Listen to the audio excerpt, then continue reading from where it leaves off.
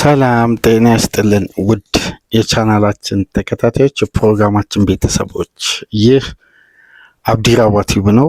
ፕሮግራማችን ላይክ በማድረግ እንድትጀምሩ፣ ላይክ ስታደርጉ የፕሮግራማችንን ተደራሽነት ከፍ ስለምታደርጉ ላይክ እያደረጋችሁ ተደራሽነታችንን እንድታሰፉ፣ አዲስ ከሆናችሁ ሰብስክራይብ እያደረጋችሁ ለዚህ ቻናል ቤተሰብ እንድትሆኑ በአክብሮት እየጋበዝን ይህንን ፕሮግራም ከሀገር ውጭ የምታደምጡ የቻናላችን ተከታታዮች እንደ ሁሉ ጊዜው የምታደርጉትን ድጋፍ በሱፐር ስቲከር፣ ሱፐር ቻት፣ ሱፐር ታንክስ ድጋፍ እንድታደርጉ በአክብሮት እየጋበዝን በሶስተኛው ክፍል ፕሮግራማችን እንግዲህ ትኩረት ወደምናደርገው ወደ ሾለረስ ፓርክ ቀን 9 ሰዓት የተደረገው የክሪስታል ፓላስ እና የማንቸስተር ዩናይትድ ጨዋታን ይሆናል። ሁለት የተለያዩ 45ቶች፣ ታክቲካል ሺፍት፣ የቡድን ባላንስ፣ የተቀናጀ ማጥቃት፣ ተስፋ ለመቁረጥ እላስጨራሽ ትግል፣ ውጤታማ ድል በማንቸስተር ዩናይትድ በኩል የተስተዋለ። ያለፈው ሳምንት ብዙ ሲጠለጠሉ፣ ብዙ ሲተቹ፣ ብዙ ሲባሉ የቆዩበት የኦልድ ትራፎርዱ ሽንፈት በጎደሎ ኤቨርተንን ማሸነፍ ያልቻሉበትንና በተናጥል ተጫዋቾች ሲጠለጠሉ ከነበሩት መካከል ጆሹዋ ዚርክዚ አንዱ ነበር። ማንቸስተር ዩናይትድ ከረፍ በፊት ሌኒ ዮሮ በሰራው ጥፋት ማቴታ አስቆጠረ። ፍጹም ቅጣት ምት ተሰጥቶ ፍጹም ቅጣት ምቱ ሁለት ተች ስለነበረው ሁለት ጊዜ ኳሷን የመንካት እንቅስቃሴ ስለነበረው በድጋሚ እንዲመታ ተደረገ። ሁለተኛው ምት በተመሳሳይ መልኩ በረኛውን ጥሎ በማግባት አድቫንቴጅ ወሰዱ። ፓላሶች ብልጫ ነበራቸው። ማንቸስተር ዩናይትድ የተወሰኑ የኦርጋናይዜሽን ክፍተቶች ነበሩ። ሞር ፍሉድ አልነበሩም። ክፍት ስፔሶችን ለመጠቀም የመረጡበት የጨዋታ ስታይል በቂ አልነበረም፣ ወይም ውጤታማ አልነበረም፣ ወይም አግሬሲቭ ፈርስት ሃፍ በኢነርጂ የተጫወተው ፓላስ የተሻለ ቡድን ነበር። ሰከንድ ሃፍ በግሩም ሁኔታ ከፖል ስኮልስ እኩል ያደረገውን አሲስት በማንቸስተር ዩናይትድ በፕሪሚየር ሊጉ ታሪክ እንግዲህ ከፖል ስኮልስ ጋር እኩል መሆን የቻለበትን ኳስ ለጆሹዋ ዚርክዚ አመቻችቶ ያቀበለው ብሩኖ ፈርናንዴዝ በግሩም አጨራረስ ከአንድ ድፍን ዓመት በኋላ ጆሹዋ ዚርክዚ በማንቸስተር ዩናይትድ ማሊያ በተጠናቀቀው የውድድር ዓመት ዲሴምበር ወር በዛሬዋ ቀን ነበር ለመጨረሻ ጊዜ ይሄ ተጫዋች ኤቨርተን ላይ ግብ ማስቆጠር የቻለው። ከአንድ ዓመት በኋላ በፕሪሚየር ሊግ ለማንቸስተር ዩናይትድ ግብ አስቆጠረበት አስደናቂ አጨራረስ፣ ፈርስት ተች፣ የሚገርም አዟዟር። የጆሹዋ ዚርክዚን የኳስ ቴክኒክ የሚክድ የለም። የሜዳ ውስጥ እንቅስቃሴን እንጂ ያለው የኳስ ክህሎት አቅም ብዙ ደረጃ መድረስ እንደሚችል የሚያሳዩ አንዳንድ ተቾች እንቅስቃሴዎች አሉ። እንግዲህ እንደ ተጫዋች ቶሎ ፐርፌክሽን ላይ ካልመጡ፣ በተጠበቁት ደረጃ ካልሆኑ ተጫዋቾች የሚተቹበት ብዙ መመዘኛዎች አሉ። ግን አንዳንዴ እንዲህ አይነት ከባድ፣ ጠንካራ፣ ትልቅ ፈተና ከፊት ለፊት ኖሮ በእንደነዚህ አይነት ተጫዋቾች ክለቦች ሲሻገሩ ደስ ከሚያሰኙ እግር ኳሳዊ ጉዳዮች መካከል ቴክኒካል ተጫዋቾች ለቡድን መብቴ ሲሆኑ ነው። ዚርክዚ ይህን ነበር ትናንትና ማሳየት የቻለው። በግሩም ሁኔታ በግራ እግሩ አስቆጠረ። ማንቸስተር ዩናይትድን ከረፍት በኋላ ወደ ጨዋታ መለሰ። የጨዋታው ክፍለ ጊዜ እየገፋ በሄደ ቁጥር የዩናይትድ የተሻሻለ የጨዋታ እንቅስቃሴ ከፍ ባለበት ቴምቦ የተገኘችዋን ቅጣት ምት ብሩኖና ሜሰን ማውንት በጋራ ባደረጉት ተሳትፎ እንግዲህ ብሩኖ ለማውንት የነካትን ኳስ ማውንት የግብ ጠባቂውን ፖዚሽን ደካማ የነበረውን የፓላስን ቅጣት ምቱን ለመከላከል የመረጡበትን ወል ተመልክቶ በክፍተቷ ላይ ማንቸስተር ዩናይትድን በጨዋታው ለመጀመሪያ ጊዜ ቀዳሚ ያደረገ። ማንቸስተር ዩናይትድ አስፈላጊውን 3 ነጥብ ለ12 ተከታታይ ጨዋታ በሜዳ ያልተሸነፈ፣ ያለፉትን 4 ተከታታይ ግንኙነት ማንቸስተር ዩናይትድን ድል እያደረገ አቻ እየወጣ ያለመሸነፍ ጉዞ በለንደን አዲስ ሪከርድ እያስመዘገበ የሚገኘውን ፓላስን፣ ፈታኙን ክሪስታል ፓላስን በዘንድሮ ሲዝን ማንቸስተር ዩናይትድ ቤቱ ድረስ በመሄድ 2-1 አሸንፏል። ከመመራት ወደ አሸናፊነት የዩናይትድ ኢነርጂ እንዴት ሰከንድ ሃፍ በአንዴ ሙቭመንቱ ሞመንተሙ የነበረው ፍላጎትና የማሸነፊያ መንገድ እንዴት በአንዴ ወደ ቅኝት ሊገባ ቻለ? ከረፍ በፊት እነዛ ብልጫዎች የፓላስስ ለምን አልቀጠሉ? የአሞሪም የታክቲክ የበላይነት፣ የኦሊቨር ግላስነር ብስጭት የተስተዋለበትን ጨዋታ እንግዲህ ጠለቅ ብለን ለተወሰኑ ደቂቃዎች ምንመረምር ይሆናል። በድጋሚ አሁን ለከፈታችሁ ላይክ፣ ሼር፣ ሰብስክራይብ ማድረጋችሁ እንዳትረሱ። ከሀገር ውጭ ብታደምጡ ደግሞ ለቻናላችን ድጋፋችሁ እንድታደርጉ የአክብሮት ግብዣችን ነው። የእንግሊዝ ፕሪሚየር ሊግ ትናንትና በብዙ አስደናቂ ውጤቶች ታጅቦ ነበር የተጠናቀቀው። እስቲ አንዳንድ ውጤቶችን እናስታውስና ወደ ጨዋታ ዘገባ እንገባለን። ፓላስን ያሸነፈው ማንቸስተር ዩናይትድ የደረጃ ሰንጠረዥ መሻሻልንም አምጥቶ እንግዲህ ከትናንት በስቲያ ኤቨርተን በሜዳውና በደጋፊው ፊት 4-1 በኒውካስል መሸነፉን ተከትሎ ፓላስንም ማንቸስተር ዩናይትድ በደረጃ በልጦ 7ኛ ደረጃ ላይ በ21 ነጥብ በአንድ ንጹህ የግብ ክፍያ መቀመጥ ችሏል። የማንቸስተር ዩናይትድ ውጤት በአስፈላጊው ሰዓት የተገኘ ነው። በሚትላንድ ደርቢ እንግዲህ አስቶን ቪላ ወልቭስን አስተናግዶ 1-0 በሆነ ውጤት ማሸነፍ ችሏል። ቪላ ኢንፎርም ላይ ነው የሚገኘው። ግቧንም እንግዲህ ቡካዮ ካማራ ማስቆጠር ችሏል 67ኛ ደቂቃ ላይ። ቪላ ይህንን ውጤት ተከትሎ የደረጃውን ሰንጠረዥ ወደ 4 በ24 ነጥብ ከፍ ማድረግ ችሏል እና ለቪላ አስደናቂ ውጤት ነበር። ጨዋታው ትንሽ በሌላ ታብሌቶች የመመልከት እድል ነበር። ጠንከር ብሏል ለቪላ ጨዋታው። ወልቭስ ኤድዋርድን ከቀጠረ በኋላ ጥሩ መሻሻል እያሳየ ነው። በቅርቡ ነጥብ ወደ ሞሎኒው መምጣቱ አይቀርም እያለ አሰልጣኙ በከፍተኛ በራስ መተማመን ከጨዋታው በኋላ መግለጫ ሲሰጥ ተሰምቷል እና አስደናቂ ውጤት ነው የተመዘገበው። የትናንትናው ሌላኛው ድንቅ ውጤት የተመዘገበው በኖቲንጋም ፎረስት እና ብራይተን መካከል የተደረገው የሲቲ ግራውንድ ጨዋታ ነው።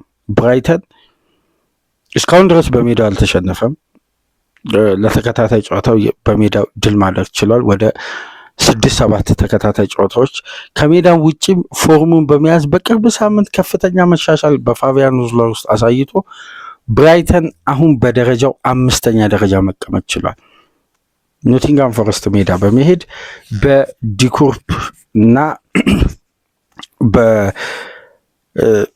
በዚስማስ ግብ ታጅቦ 2-0 የሼንዳይክ ኖቲንጋም ፎረስት ማሸነፍ ችሏል። ሊቨርፑልም ወደ ለንደን ስቴዲየም ተጉዞ ዌስትሃምን በፍጹም የጨዋታ ብልጫ 2-0 ሲያሸንፍ አሌክሳንደር ኢሳቅና ኮርሊ ጋክፖ ግቦቹን ማስቆጠር ችሏል። ምሽት ላይ ተጠባቂው እንግዲህ የለንደን ደርቢ ጨዋታ ቼልሲና አርሴናልን ያገናኘ ነበር። 1-1 ተጠናቋል። ቼልሲ በጎደሎ አስደናቂ ጨዋታ ነበር ያሳየን።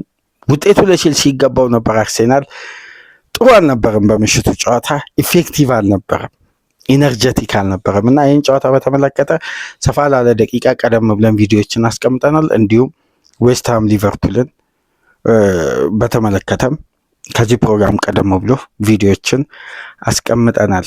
በስፔን ላሊጋ እንግዲህ ተጠባቂው ጨዋታ የጂሮና እና የሪያል ማድሪድ ጨዋታ ነበር።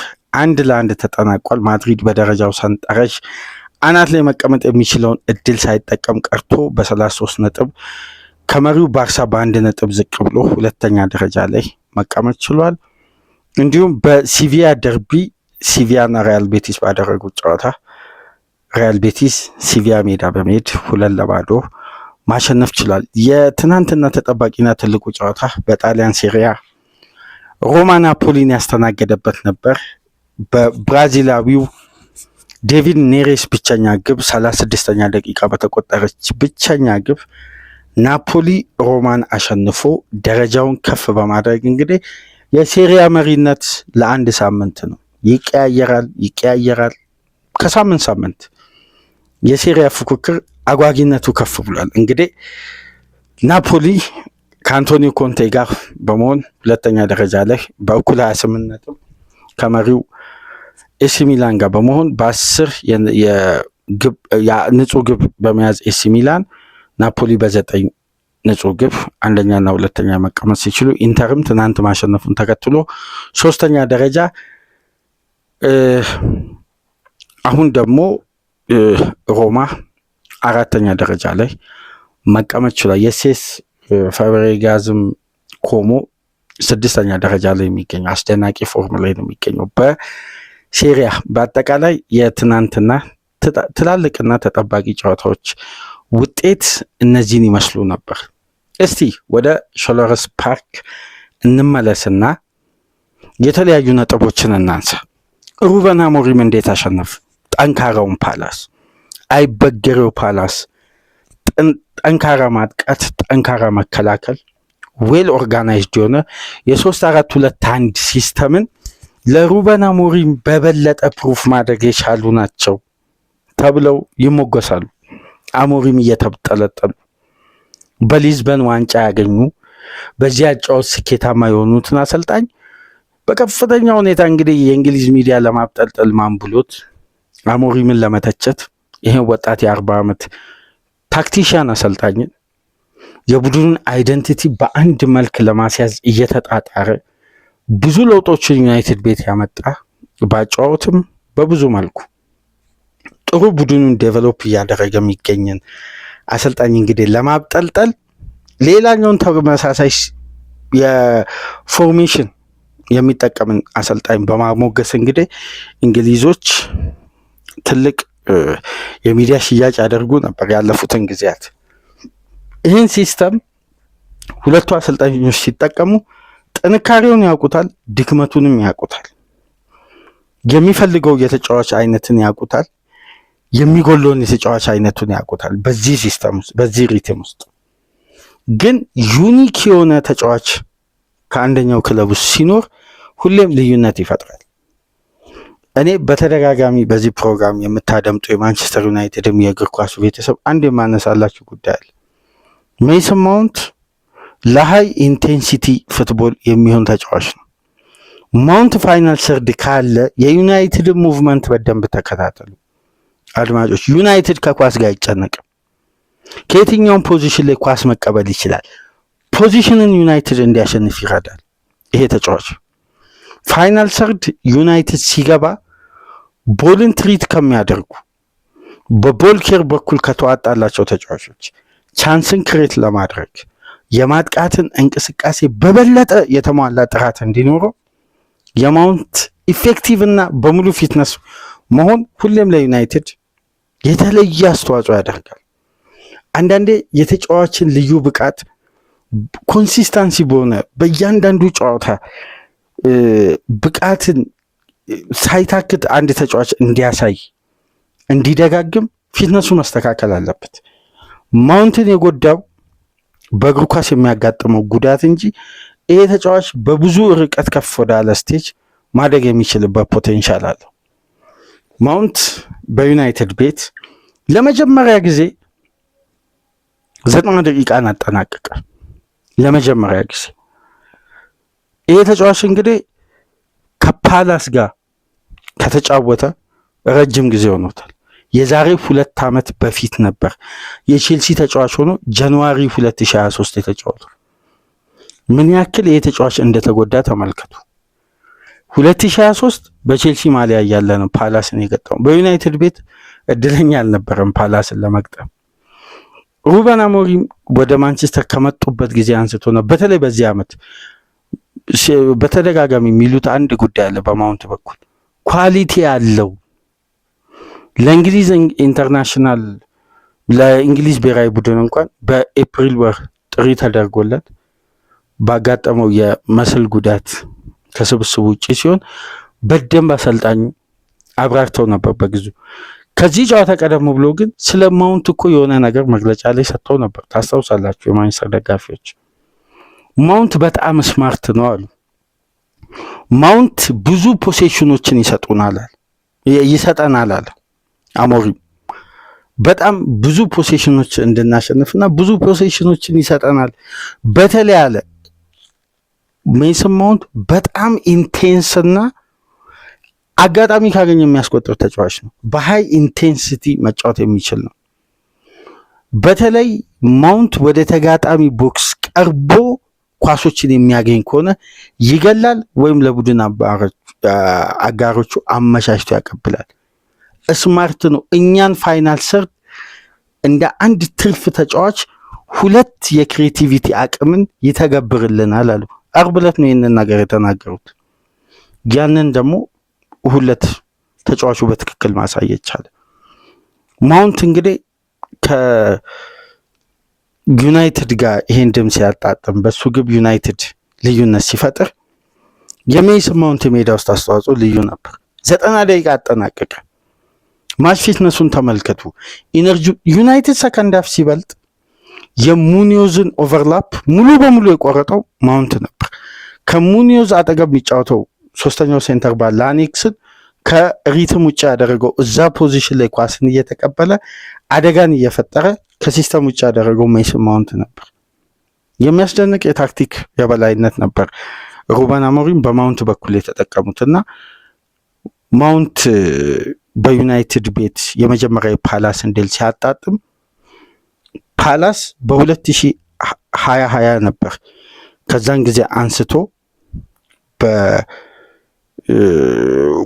በክሪስታል ፓላስ ላይ ሜይሰን ማውንት ተጫዋች ሆኖ በማንቸስተር ዩናይትድ ድል ሲያሳካ ለመጨረሻ ጊዜ ማውንት ድል ማድረግ የቻለው በ2020 ከቼልሲ ጋር ነበር ፓላስ ማሸነፍ የቻለው እና አስደናቂ ነበር። ልክ ማውንት ከማስቆጠሩ ቀደም ብሎ ከአንድ የውድድር ዓመት ካላንደር በኋላ ግን ማስቆጠር የቻለው ጆሹዋ ዚርክዚ ነው። ዚርክዚ እንግዲህ አስደናቂ ተጫዋች ነው። ማውንትን በተመሳሳይ 55 ሚሊዮን ፓውንድ ወጥቶበት በጁን 2023 ከተዘዋወረበት ጊዜ አንስቶ ከ1 ዓመት በላይ ከፍተኛ ችግር የነበረበት ከ3 ወር ከ4 ወር በላይ በሃርምስትሪንግ እና በቲን ኢንጁሪ ሲሰቃይ የቆየው ይሄ ተጫዋች ለ13 የሊግ ጨዋታ ብቻ ነበር ዝግጁ ነው። በቀጣዩ ዓመት ለ3 ጨዋታ በማውንት በኩል ብዙ ፍራስትሬት የሚያደርጉ ያለፉት ጊዜያት ነበሩ። ግን ይሄ ተጫዋች በአስደናቂ ሁኔታ በድጋሚ ነፍስ ዘርቶ አሁን ለዩናይትድ የፋይናል ሰርድ በቅርብ ሳምንት ኢምቤሞን ለሚያጣው ሼሽኮንና ኩኛን ላጣው የዩናይትድ የፊት መስመር መጓደልና ክፍተት ማውንት ከወዲሁ ምላሽ መሆኑን እያሳየ ነው የሚገኘው። ከብሩኖ ጋር በተፈጠረው አስደናቂ እንቅስቃሴ ቅጣት ምቷ እንዴት እንዳስቆጠረ ግን አንድ ጉዳይ እስቲ ማንቸስተር ዩናይትድ ደጋፊዎች ላስታውሳችሁ። 2024 ሜይ ላይ በሾለረስ ፓርክ ዩናይትድ 4-0 ሲሸነፍ ማውንት ነበር በጨዋታው። ታስታውሳላችሁ? የእንግሊዝ ጋዜጦች 80 ደቂቃ በሜዳ ውስጥ ዌስትፉል ቆይታ ያደረገው ማውንት ብለው የጻፉትን በደንብ የዩናይትድ ደጋፊ የሚረሳው አይመስለኝም። ዛሬ ያንንም ሚዲያ ጭምር ነው ምላሽ የሰጠው የተጫዋች። በነገራችን ላይ በግሌ በፕሪሚየር ሊግ ከማደንቃቸው ተጫዋቾች መካከል አንዱ ሜይሰን ማውንት ነው። የፋይናል ሰርድ በሁለት ተች ግብ ማስቆጠር የሚችል ተጫዋች ነው። በነገራችን ላይ ሁለት ተች ማለት ኳስን እያቆመ ለመምታት የሚያመቻች ተጫዋች ነው። እስቲ ይህን ቴክኒኩን ተመልከቱ። ኳስን እየተቀበለ በቀጣዩ ተች መምታት ይችላል ሹት እና ሹቶቹ በጣም አስደናቂ ናቸው። ይሄ ተጫዋች በዩናይትድ ቤት በጣም የሚያስገርመው ነገር በአማካይ ሜዳ ውስጥ የቆየው እኮ 69 ደቂቃ ነው። ትልቁ ደቂቃ እንደ ማውንት የተፈተነ ተጫዋች የለም እኮ ዩናይትድ ቤት። ታስታውሳላችሁ በኦገስት በዘንድሮ የውድድር ዓመት ኦገስት 24 እኮ ነው ከፉልሃም ጋር በዘንድሮ ሲዝን 69 ደቂቃ በሜዳ ውስጥ ቆይታ ያደረገው ማውንት። ከዛም በኋላ ይሄ ተጫዋች ትናንትና በ10 ቁጥር ቦታ እየገባ እየወጣ እንዲጫወት በተሰጠው ነፃነት ከኤምቤሞ እና ከዚርክዚ ጋር በፍጹም አስደናቂ እንቅስቃሴ እንግዲህ የዩናይትድን የማሸነፊያ ግብ ማስቆጠር ችሎ 3 ነጥብ ዩናይትድ እንዲያነሳ ረድቶታል። ነገር ግን በዚህ ጨዋታ እንግዲህ ፓላስን ካዳከሙ ጉዳዮች መካከል የእስማኤል ሳር መጎዳት እንዲሁም በጥሩ ፎርሙላ ያልነበረው ጆሹዋ ዚርክዚ በጥሩ ግብ የማስቆጠር ቴክኒክ ወደ ግብ መመለሱ በአጠቃላይ የተጫዋች የሰጠው እስቲ ታክቲካዊ ባላንስን በቀጥታ እስቲ እንመልከት። የጆሹዋ ዚርክዚ የሜሰን ማውንት ያለፉትን ጊዜያት የዩናይትድ የደጋፊውም የሚዲያውም ሰለባ የነበሩ ትችቶችን ከበቂ በላይ ሲያስተናግዱ የቆዩ በእነሱ መሰለፍ ዩናይትድ እንደሚጎድል ሲብራራ የነበረበት መንገድ እንዴት በአንዴ እንደዚህ ምላሽ ሊያገኝ ቻለ? አንድ ጉዳይ በጨዋታው ላይ ሰከንድ ሃፍ የሩበን አሞሪም የታክቲክ ብልሃትና አሞሪም ታክቲሽያን ናቸው ሁሌም ከምንላቸው ጉዳዮች መካከል ጌም የመቀየር በተለይ ከረፍት በፊት ተበልጠው ከረፍት በኋላ ሲቀይሩ ከረፍት በፊት የተጋጣሚን ድክመት ኦቨርሎድ በመፍጠር የሚበልጡበት መንገድ በርካታ የታክቲክ ብልሃታቸውን በተለያዩ ጨዋታዎች አንስተናል። ግን የትናንትናው አንድ የሚያስደንቅ ያለፈውን የፓላስን ጨዋታ የተመለከቱበትና የተገበሩበት የታክቲክ አጋጣሚ ተፈጥሮ ነበር። ፓላስ እንደምታውቁት ሐሙስ ዕለት በኮንፈረንስ ሊግ ድል አልቀናውም። ከዛ ሃንጎቨር አልወጡም። ግን ተጋጣሚ ፓላስን ብልጫ የወሰደው ሙኒዝንና የቀኝ ፉልባኩን ሪቻርድን ላኔክስን ታርጌት አድርጎ ነው። ፓላስ ማሸነፍ አልቻለም። እነዚህን የተጋጣሚ የቀኝ ስፍራ የዩናይትድን የግራ ሜዳ ክፍል ለመጠቀም ዩናይትድ ከረፍት በፊት አንድ ጉዳይ ቸግሮት ነበር። አደም ዋርተን ባላንስ ኦፍ ለዩናይትድ ምቾት የሚነሱ ፓሶችን በተለይ ከተከላካይ ጀርባ የሚወረወሩ ኳሶች ዩናይትዶች ለማስጣል አግሬሲቭሊ ሪያክት ማድረግ ስላለባቸው ጉልበትና ፍጥነት ላይ ነበር ያተኮሩት። ዩናይትድ ሰከንድ ሃፍ በደንብ ከተመለከታችሁ ራሳቸውን ለፕሬሲንግ አላጋለጡም። ልክ ፓላስ ፕረስ ሊያደርግ ሲል አጭር ፓስ፣ ፕረስ ሊያደርግ ሲል አጭር ፓስ። እነዛ አጫጭር ፓሶች ግን በቁጥር በዛ ብለው ኦቨርሎድ ሲፈጥሩ የነበሩት የክሪስታል ፓላስ ቀኝ ዊንግ ባክ እና ቀኙን ሴንተር ባክ ታርጌት ያደረገ ነበር። እዛ ኤሪያ ላይ ስማርት የነበሩት ዳሎትና ማውንት ሮቴት እያደረጉ ዚርኪዚ እዛ ጋር ደግሞ ትርፍ ሰው እየሆነ እየገባ ኦቨርሎድ በከፍተኛ ሁኔታ በሶስት ተጫዋች ፈጠሩ። ያኔ ሽግሽጉ በአጠቃላይ የፓላስ የነበረው ብራያን ምቤሞን ባተኮረ መልኩ ነው እና አማካዩ ላይ ነው። ያኛውን የቀኙን ክንፍ ደጋግሞ በመሞከር ዚርኪዚ በዛው ፖዚሽን ላይ በተሻገረ ኳስ አስቆጠረ። እዛው ፖዚሽን ላይ በተሰራ ፋውል ማውንት አስቆጠረ። ከዛ ፖዚሽን ላይ ዩናይትድ በጨዋታው 5 ቻንስ ክሬት አደረገ። ሰከንድ ሃፍ ፓላስ መቋቋም አልቻለም። ተዳከመ። ኢነርጂው እየጎደለ መጣ። ምክንያቱም ያ ፖዚሽን የፓላስ አንዱ የሜዳ ክፍል ነው በማጥቃት በኩል። ምክንያቱም በሊጉ በሃይ ኢንቴንሲቲ ትልቅ ዲስታንሶችን ከቨር ከሚያደርጉ ተጫዋቾች አንደኛ ደረጃ ላይ የተቀመጠው ዳንኤል ሙኒዝ ነው፣ ዊንግ ባኩ።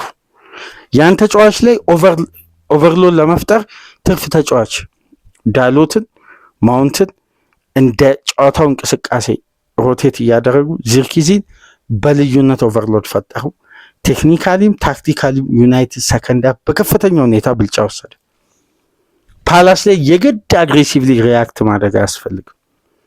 ስፔሶችን፣ አጫጭር ፓስን፣ አንድን ኤሪያ በተለይ በተቀናጀ ሁኔታ ታርጌት ሲደረግ ከመመራት ተነስቶ ፓላስን ማሸነፍ ዩናይትድ ቤት ሲስተማቲካሊ ይሄ ቡድን በአይደንቲቲ ደረጃ እየተቀናጀ ነው የምንለው ለዚህ ነው። ሻርፕ የሆነ እኮ ነው። ዩናይትድ በውጤት አልታገዘም። ትናንት በነበረን ቅድመ ጨዋታ ግምገማ አብዛኛው የእግር ኳስ ቤተሰብ የዩናይትድ ደጋፊዎች የሚስማሙበትን ሀሳብ አንስተናል። አሁንም በሊጉ ከፍተኛ ኤክስጂ የሚፈጥር ነው። ከአምናው ሻምፒዮን ከሊቨርፑል በመቀጠል ከፍተኛ ሙከራ ያደረገ ክለብ ነው። በተጋጣሚ የመጫወቻ ቦክስ ውስጥ በርካታ ኳስ ይነካል። ፐርፌክሽኑ ለመምጣት ትልቁን ሂደት እያጠናቀቀ ነው። ወደ ፐርፌክሽን ሲመጣ ውጤት ተከትሎ መምጣቱ አይቀርም።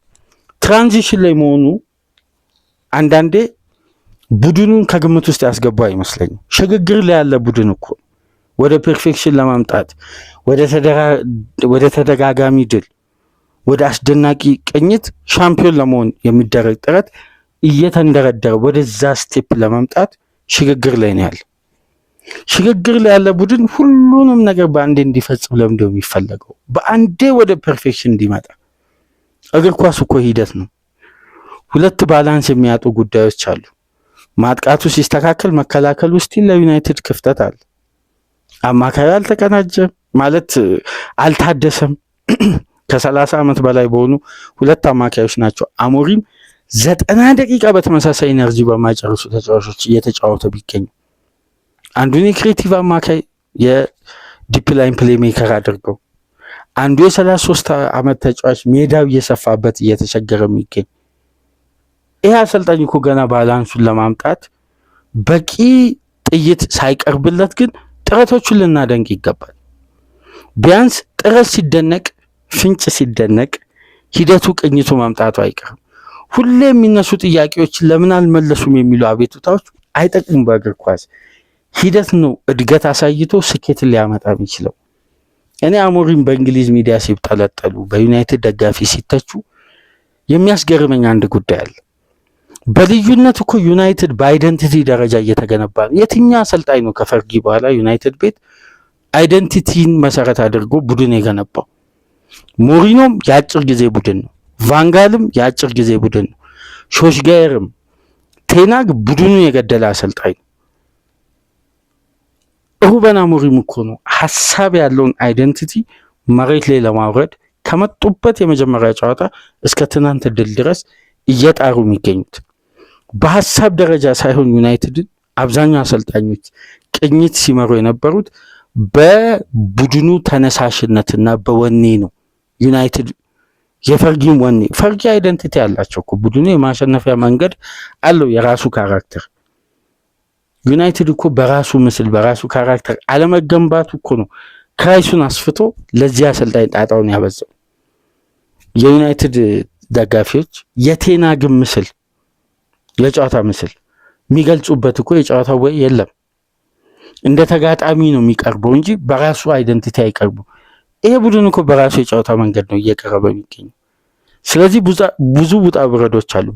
በቂ ጥይት በሌለበት እነዚህ ጉዳዮች ባልተቀረፉበት አሰልጣኙ እዚህ ላይ እድለኛ አይደለም የምንለው በብዙ ነገሮች እየተሻሻሉ መጥተው ተመልከቱ። ጉዳት ሁለት የቡድኑን ቁልፍ ተጫዋቾችና ብዙ እምነት የተጣለባቸውን አዳዲስ ፈራሚዎችን ከሜዳ አራቅ። ይሄ ሳያንስ ጥሩ ፎርሙላ ያሉት ኢምቤሞና አማድ ሌይዱ ነው። ታዲያ ዩናይትድም እኮ እድለኛም አይደለም። ግንባታው ከደረሰበት ትላልቅ እንቅፋቶች መካከል ጉዳት አለ። ጉዳት ላይ ደግሞ ይሄ ጉዳይ ተፈጠረ። ታዲያ ይሄ አሰልጣኝ እኮ ገና ይሄንንም ጉዳይ መብት ያበጅቶ ባላንስ የማድረግ ኃላፊነት አለበት። ስለዚህ ቅኝት እየፈለገ ቅኝት እያገኘ ወደ ቅኝት ሪትም እየመጣ እድገት መሻሻል ከጨዋታ ጨዋታ የሚያሳየውን ቡድን ቢያንስ ባለመተቸት እንኳን ቆጠብ ማለት ያስፈልጋል። እኔ ከኤቨርተኑ ጨዋታ በኋላ የሰራሁትን ፕሮግራም ወደኋላ መለስ ብላችሁ ተመልከቱ። ዩናይትድ እንደ ቡድን ፍሎ ትክክል ነው፣ ውሳኔ ደካማ ነው። ውሳኔዎች ደግሞ የተጫዋቾች የግል ኳሊቲ እንጂ የአሰልጣኙ ኃላፊነት አይደለም። አሁንም ዩናይትድ ቤት ትላልቅ ኃላፊነት የጎደላቸው ውሳኔዎች ይደጋገማሉ። እነዛን ኃላፊነት የጎደላቸውን ውሳኔዎች ተጫዋቾች በራሳቸው የማያሳድጉት የማያሻሽሉት ከሆነ የዩናይትድን ትራንዚሽን ያስረዝማሉ። ይሄ ጉዳይ በነገራችን ላይ ከአራት ጨዋታ ሁለቱ ላይ ይፈጸማል። ሁሌም ዩናይትድ ላይ ደካማ ውሳኔ። ለምሳሌ ከኤቨርተኑ ጨዋታ የምናስታውሰው አማድ 6 ተመሳሳይ ክሮስ ያደርጋል፣ ግን በጨዋታው ላይ አማድ አልተተቸም። አንድ ጉዳይ ልንገራቸው። አሞሪም ከጨዋታው በኋላ ከቲኤንቲ ጋር መሰለኝ በነበራቸው ቆይታ ተመሳሳይ ማጥቃቶችን መደጋገማችን ለኤቨርተን ኦርጋናይዜሽን ምቹ አድርጓል አሉ። በቀጥታ አማድን ነው ይሄ ንግግር። በ6ቱ ክሮስ አንድም ውጤታማነት ካልተገኘ አማድ ነው ዳይሬክሽኑ መቀየር ያለበት እንጂ ዜርኪዚ እንዴት የአየር ላይ ኳስ አልገጨም ተብሎ ሊተች አይገባም። ምክንያቱም 6 ኳስ ሲደጋግም አንድ ቡድን በ6ቱ ኳስ በሚመጣው እንቅስቃሴ ልክ ተጋጣሚ ኦርጋናይዝድ መሆኑ አይቀርም። ምክንያቱም ቆሞ አያይም በተመሳሳይ እንቅስቃሴ፣ ያውም የጎደለ ቡድን፣ ያውም ሎ ብሎክ የነበረ። ስለዚህ አሞሪም በዩናይትድ ቤት ብዙ እያሻሻሉ የመጡ ጉዳዮችን ለመመልከት እንጣር። ድል ሲገኝ ብቻ ማመስገን ማድነቅ ሳይሆን ቡድኑ በሀሳብ ደረጃ የተሻሻለበትን ስታንዳርድ መመልከት ያስፈልጋልና ይሄ ፖርቱጋላዊ አሰልጣኝ እንግዲህ እንግሊዞች መማር አለበት ካሉት አሰልጣኝ ሜዳ ጠንካራው ነው በጀመረበት ሻምፒዮናውን ትላልቅ ክለቦችን ገነጣጥሎ በመጣበትና ለ12 ተከታታይ ጨዋታ በሜዳው ባለመሸነፍ አዲስ ሪከርድ ይዞ ከ1982 በኋላ በአዲስ ሪከርድ ያውም በሜዳው አነስተኛ ግብ በማስተናገድ በአጠቃላይ በሊጉ ከአርሴናል በመቀጠል 9 ግብ ብቻ ያስተናገደው ጠንካራው የፓላስን ዲፌንስ ከመመራት ተነስቶ በፍጹም የጨዋታ ብልጫ ሁለተኛ 45 እና የታክቲክ የበላይነት 2-1 በሁለት በዚህ ሜዳ በተሰደቡ በተተቹ በተነቀፉ ተጫዋቾች 3 ነጥብ ማግኘት ችሏል። ዚርክዚና ማውንት ከፍ ብሎ በታዩበት የ9 ሰዓት ጨዋታ ማንቸስተር ዩናይትድ አስደናቂ ብልጫ ጣፋጭ 3 ነጥብ ይዞ ከጣፋጭ ድል ጋር ወደ ኦልትራፎርድ ተመልሷል። የዩናይትድን ጨዋታ በእንዲህ መልኩ ተመለከትን። ከተመቻችሁ ላይክ አድርጉ። አዲስ ከሆናችሁ ሰብስክራይብ፣ ከሀገር ውጭ የምታደምጡ በሱፐር ስቲከር፣ በሱፐር ቻት፣ በሱፐር ታንክስ ድጋፍ አድርጉ። በ3 የተለያየ ፕሮግራም ዕለተ ሰኞን ከእናንተ ጋር ቆይታ አደረግን። ቼልሲ ከአርሴናል 1-1፣ ዌስትሃም ከሊቨርፑል 2-0፣ ክሪስታል ፓላስ ከማንቸስተር ዩናይትድ 2-1 በዩናይትድ ድል የተጠናቀቀበትን ጨዋታ ለ32 ደቂቃ ገደማ የሚሆን እንግዲህ ቆይታ አደረግን። መልካም የስራ ቀን። ወደ ስራ የተመለሳችሁ ሁላችሁም ይህን ፕሮግራም የምታደምጡ መልካም ሰኞ እንዲሆን እየተመኘን ከእናንተ ጋር በ3 ፕሮግራም ቆይታ ያደረግኩት ሚናድ አብዲ ነበርኩ። ሰላም ቆዩ።